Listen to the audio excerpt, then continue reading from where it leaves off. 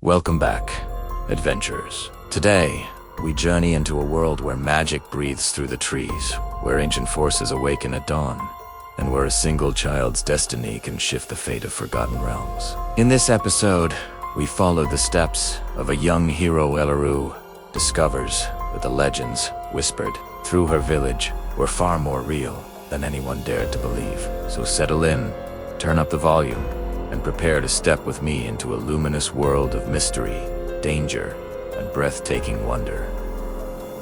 This is the realm beyond the Crystal Bridge. The sun had barely touched the jagged tops of the mountains when 12-year-old Elara left the safety of her village behind.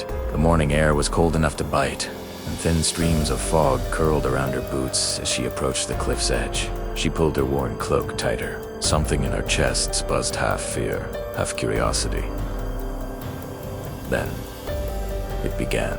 A soft glimmer rose from the valley floor, like dust catching sunlight. But these were not dust particles. These were tiny, silver motes of light, swirling upward as if carried by invisible winds. They gathered around her in a gentle spiral, humming like a chorus of small chimes. Elara froze, eyes wide.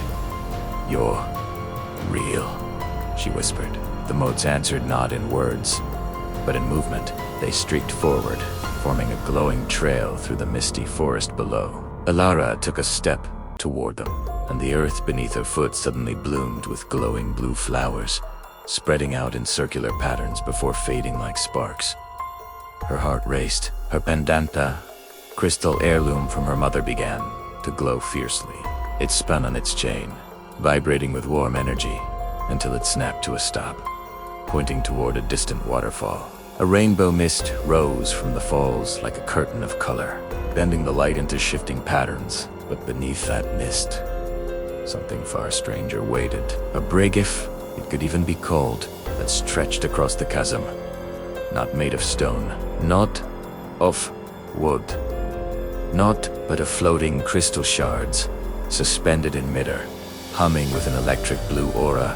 As Elara approached, vines grew from the cliff walls, sprouting blossoms that opened like tiny lanterns, lighting her path. And then a sound, a deep, ancient growl echoed through the trees. The leaves trembled. The ground pulsed once, like a heartbeat. Something old was waking up. Elara's hands shook, yet she felt a strange pull forward, as if the bridge itself was calling her. "All right," she whispered to herself, forcing a breath. "Let's see what's waiting." She stepped onto the first crystal shard. It glowed under her foot. Another shard floated into position, forming the next step, then the next. With every step she took, the forest behind her dimmed, and the world in front of her brightened. The bridge carried her through the rainbow mist. Light swallowed her. Colors twisted and stretched.